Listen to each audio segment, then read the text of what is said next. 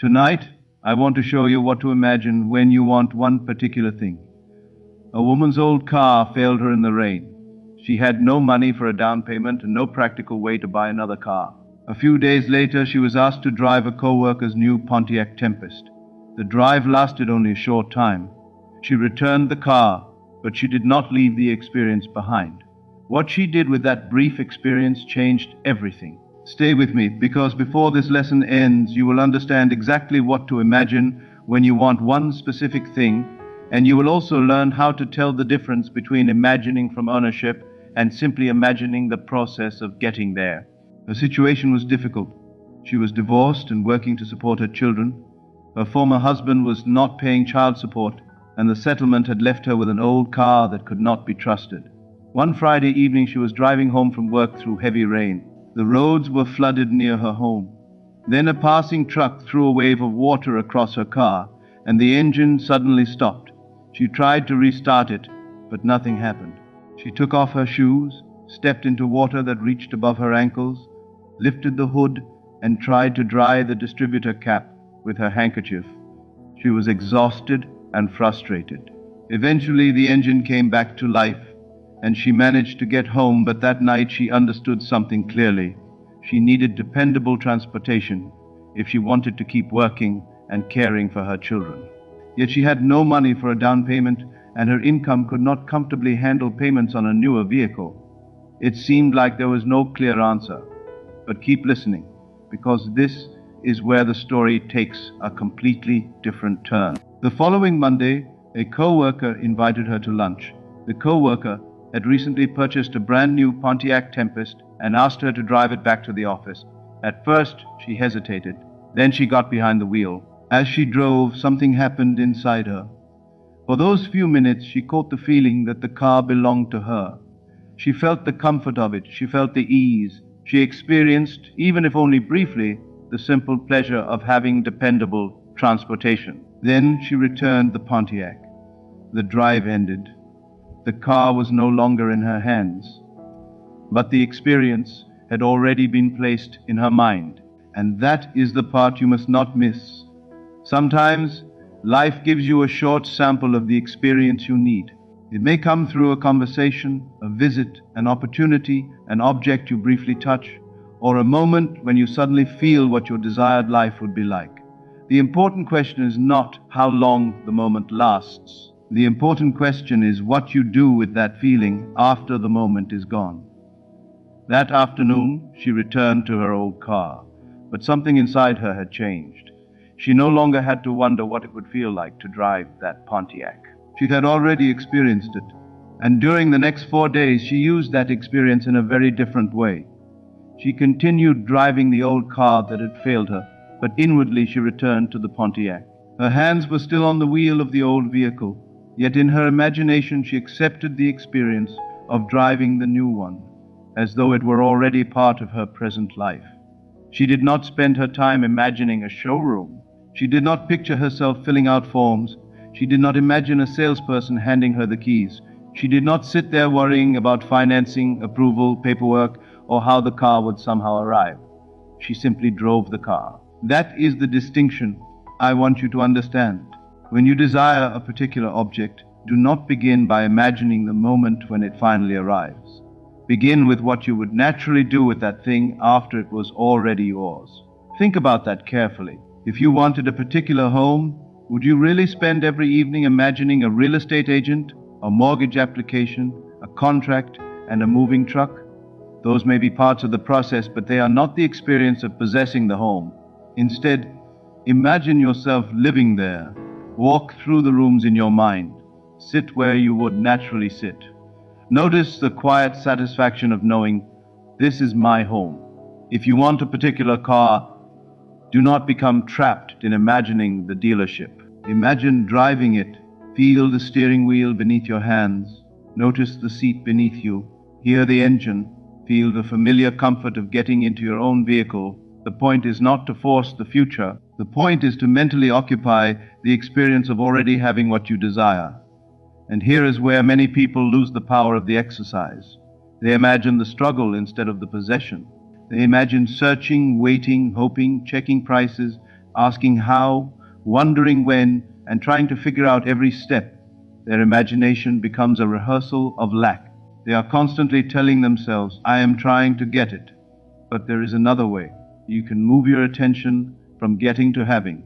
You can stop asking your imagination to solve the entire route and instead let it experience the destination as present reality. That woman had something most people overlook. She had actually driven the Pontiac, so she did not need to invent every detail. She had a real memory to return to. For those 4 days, she could mentally step back into that experience. She could remember the feel of the steering wheel, the movement of the car, the comfort of the ride, and the simple feeling of driving a dependable vehicle. She did not need to know what would make it possible. She only needed to remain faithful to the experience. And now comes the part that makes this story so powerful. On Friday, her former husband called her. He was now working for a dealership and had access to an arrangement that required no down payment and offered manageable monthly payments. He offered to make those payments in place of the support he had not been providing. And what car was available through that arrangement? A Pontiac Tempest, the same model she had driven only days earlier. Notice what she had not imagined. She had not imagined her former husband suddenly changing his behavior. She had not imagined him getting a new job at a dealership. She had not pictured a special financing arrangement. She had not created a mental movie about paperwork, contracts, payment plans, or the exact route by which the car would come to her. Her imaginal act was much simpler. She imagined using the car. She imagined driving it as something that belonged in her life. The way to obtain it appeared afterward. This is the point. Your imagination does not have to show you every bridge between where you are and where you want to be. You do not have to solve every detail before you allow yourself to experience the desire as fulfilled. In fact, constantly trying to figure out the path can pull you away from the very state you are trying to enter. You start imagining obstacles instead of ownership. You start rehearsing uncertainty instead of satisfaction. So when you want one particular thing, ask yourself a simple question. If this were already mine, what would I naturally be doing with it? Then go there. Not someday, not after everything is perfect. In imagination, step into that ordinary experience. If it is a house, live in it. If it is a car, drive it. If it is a piece of clothing, wear it. If it is an instrument, play it. If it is a workspace, sit at the desk and work there. If it is a specific object, imagine handling it naturally, without excitement about finally receiving it. The deeper feeling is not always dramatic. Often it is ordinary. That quiet sense of familiarity matters. You are not standing outside the experience looking at it. You are inside it. This is why her 4 days mattered. She did not repeatedly beg herself to believe that the car was coming. She simply returned to the experience of driving it. Her imagination was not focused on, how will I get this? It was focused on, what does it feel like to use this? That subtle shift changes everything. And perhaps you have never touched the exact thing you want. Maybe you have never sat in the home. Maybe you have never driven the car. Maybe you have never held the object. That does not stop you from using the same principle. You can construct the experience from what you know. Imagine the weight, texture, movement, sound, environment, and most importantly, your natural reaction to having it. You are not trying to create a perfect picture. You are creating a convincing inner experience. Let yourself become familiar with it. Imagine it so naturally that you are no longer watching yourself receive it. You are simply using it. And if your mind says, but I don't know how this could happen, do not fight with the question. You do not need to answer it in the imaginal scene. The path may come from a direction you never considered. The opportunity may appear through someone you did not expect. A solution may emerge from circumstances you could not have planned. Your task is not to design every detail. Your task is to choose the experience you want to occupy. So tonight, when you close your eyes, do not immediately imagine the package arriving, the person calling, the contract being signed, or the moment someone tells you that you finally got it. Go one step beyond that. Imagine the ordinary day after it is already yours. What would you do? Where would you go? How would you use it? What would feel normal now? Stay there. Feel it. Let the experience become familiar. This is the part most people overlook, and it may be the most important part of the entire lesson. You are not trying to convince the world through effort. You are giving your attention to the experience you want to claim internally. The woman had an old car in the physical world, but for those 4 days, she repeatedly returned to the experience of driving the new one. Then, without her planning the route appeared. That does not mean you should ignore practical action. It means you do not have to make the process the center of your imagination. Act when action is natural. Respond when an opportunity appears. But inwardly, know what it is like to already possess the thing you desire. And when you practice tonight, keep it simple. Choose one thing. Do not chase 10 desires at once. Pick one particular experience. Close your eyes. Relax. Then imagine yourself using it as though it has already become an ordinary part of your life. Stay with that scene for a little while. Feel the reality of it. Let the details come naturally. You are not forcing anything. You are not begging for proof. You are experiencing the end from within. And remember the lesson from that rainy night. She began with an unreliable car and seemingly impossible circumstances. She did not know where the solution would come from. She only knew what it felt like to drive the car she wanted. She returned to that feeling again and again. Then circumstances rearranged themselves in a way she could not have predicted. So, if you want one particular thing, stop making your imagination a workshop for solving problems. Make it a place where you experience possession. Stop living mentally in the moment before you have it. Visit the moment when having it is already normal. Because sometimes the greatest shift is not discovering how you will receive what you want. It is discovering how natural it can feel once you already have it. And that is exactly where your imagination can begin tonight. Take the particular object you desire and ask yourself one simple question. If this had already been mine for some time, what would I naturally be doing with it? Do not rush past that question. Let it settle. If it is a car, perhaps you pull into your normal parking space, turn off the engine, take your hand from the wheel, and hear the door close as you step out. If it is a wristwatch, perhaps you fasten it before leaving home, then casually glance at its familiar face while you wait for someone. If it is a pair of shoes, perhaps you lace them before heading outside, then place them beside your other shoes when you return. Notice what all these actions have in common. None of them explains how the object came into your life. None of them describes the seller, the price, the payment, the delivery, or the moment you first received it. Each action belongs to the life that comes after ownership. And that is the distinction I want you to remember. Do not choose the moment when the object first arrives. That moment still looks backward toward getting it. Move a little farther ahead. Go beyond the arrival. Reach the point where the object is no longer a special event because it has become a normal part of your daily routine. This is where your imagination becomes much more natural. You are no longer watching something happen to you. You are simply using something that belongs to you.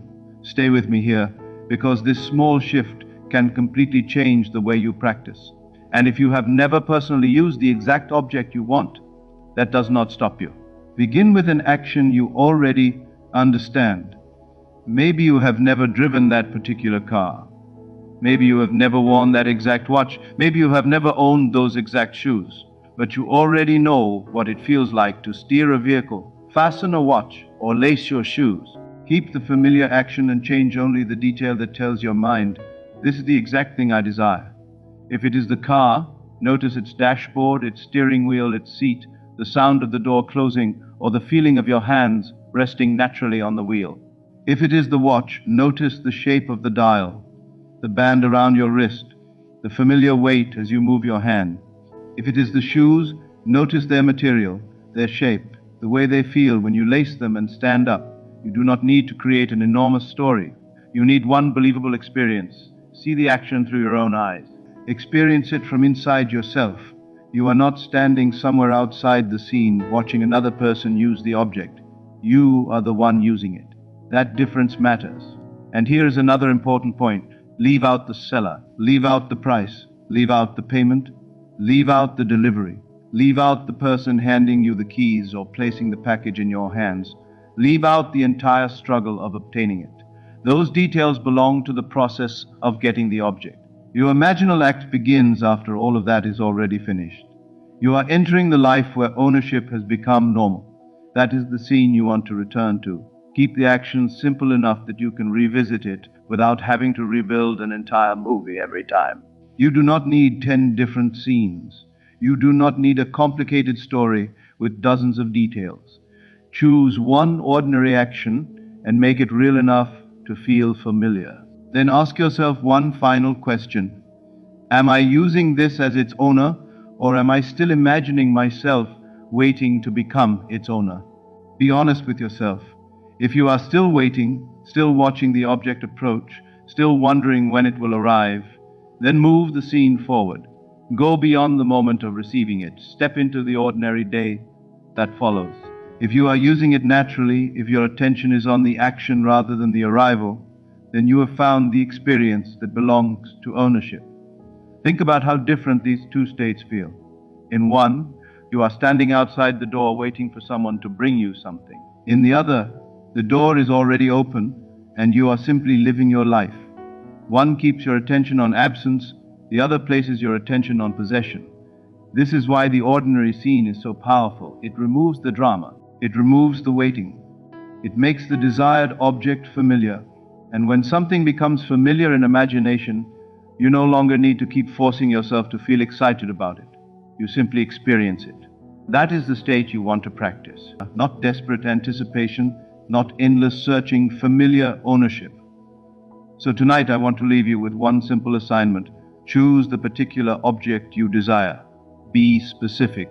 Then decide on one ordinary action that would naturally belong to you after that object had been yours for some time. Enter that action through your own eyes. Let one clear detail identify the object. Feel your hand touching it. Notice its shape, hear its sound, sense its weight, then use it naturally. Do not bring the seller into the scene. Do not bring the payment into the scene. Do not bring the delivery into the scene. Do not ask your imagination to explain the route by which it came. That route can remain unknown. Your job is much simpler. Experience the object as something you already use.